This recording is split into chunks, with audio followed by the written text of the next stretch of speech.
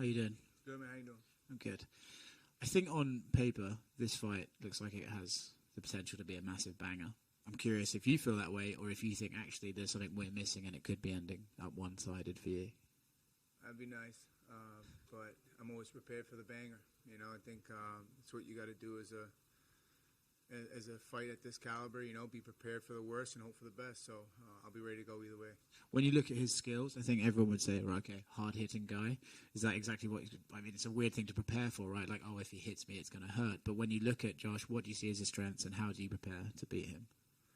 He's got a lot of strengths. You know, definitely the most notable is obviously the power because you're seeing the finishes he's getting. But there's a lot more to the power than just that. You know, he's doing what he's got to do to get to this moment, and it's going to take, you know, being on point for 25 minutes to go out and get the job done. Your boxing's obviously very good. I think his stand-up's great too, but I'm curious what you see as the biggest difference between what you bring to the table and he does in that area.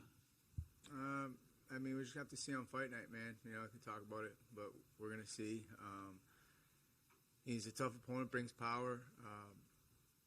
It's going to make for a great fight. Like you said, it can go one of two ways. Either one of us gets it done early and make it look easy, or it's going to be a 5-round banger. And like I said, I'm prepared for both options. It's going to be an interesting one, right? Because you obviously had a great fight last time out, and then this one, you know, I'm sure that fight was pretty painful. You know, it didn't look like it was great fun for you, even though you had a great performance. Do you try and avoid those sort of wars? Are you looking at this one being like, let's not do that again? You know, it'd be nice, but my style, you know, sometimes I just get in there and find myself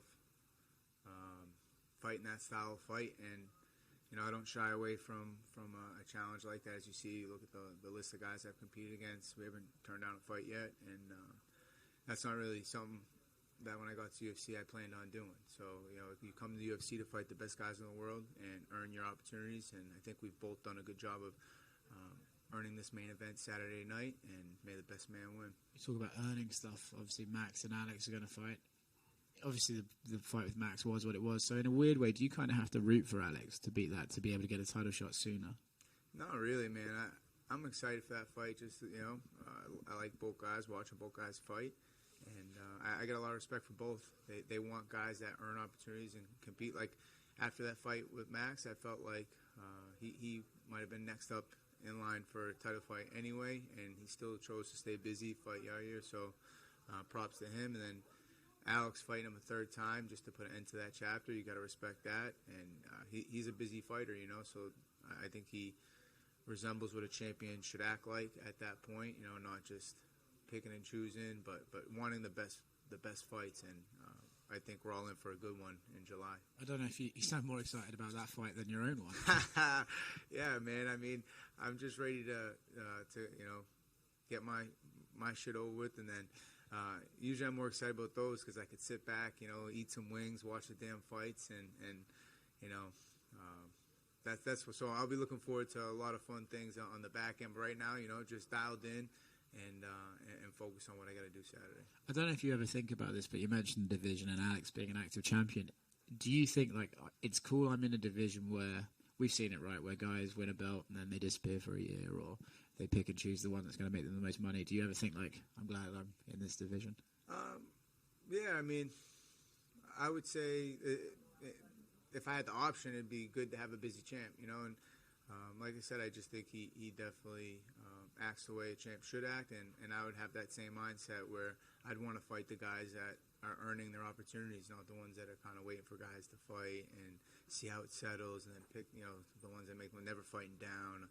And just, I don't know, it gets, people get too cute with it. I think he just wants, like you said, guys that are earning their next opportunity, and that's the way I want to get my opportunities, by earning them and staying busy, competing, and taking on the best guys to get there.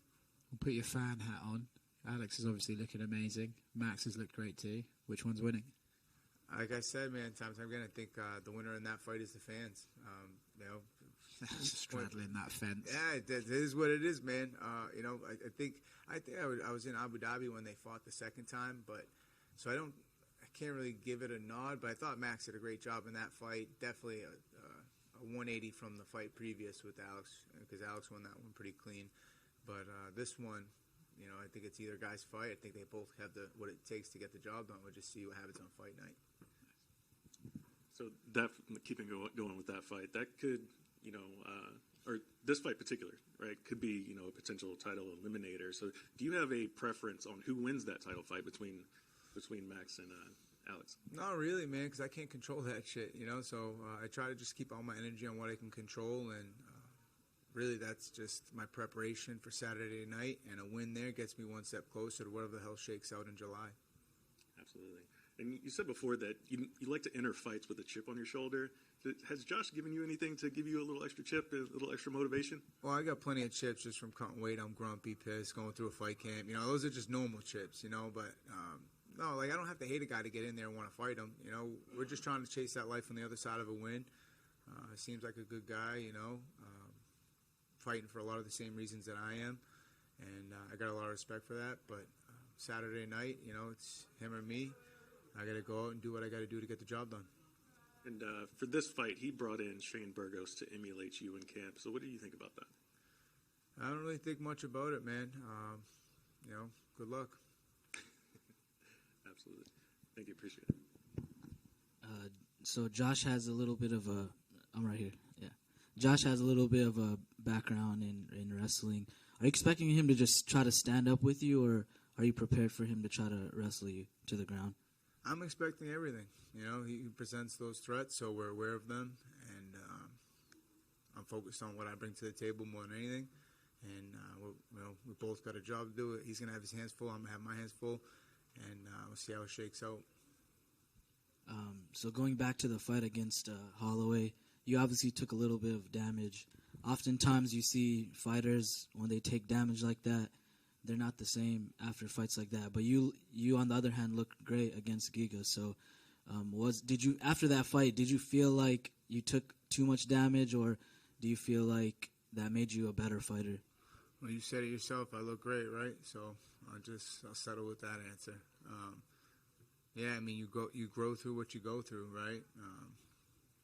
I don't think an easy path made anybody really great. Just it is what it is. I went through that fight, and there's things I took from it. There's things I take from the Giga fight when I won. I prefer to learn off wins, but even the wins aren't picture perfect, and there's stuff we got to improve on in those fights. So, yeah, that's what I focus on, man. It's just wins, losses, just how we can improve no matter what. And even after that Max fight, people still talking about 2 fights ago, and then they want to bring up the Giga fight. And like I say time and time again, I'm on the Emmett. I'm not on a Giga. I'm not on a Max. Those guys aren't my focus. Josh Emmett's my focus.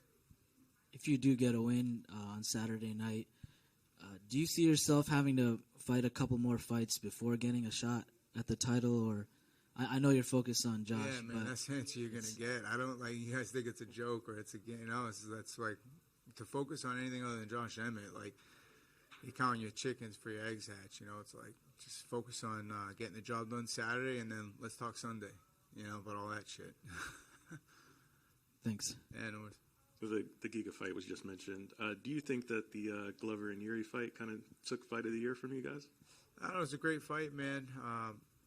Sucks. I love both guys, man. They're both, great fighters, but how can you not pull for the elder, trying just defending the belt, 30 seconds left, he was up.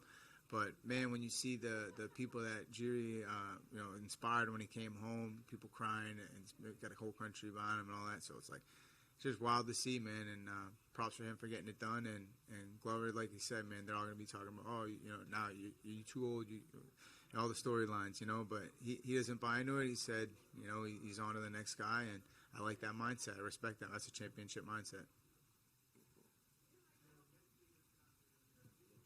All set? Thank you, guys.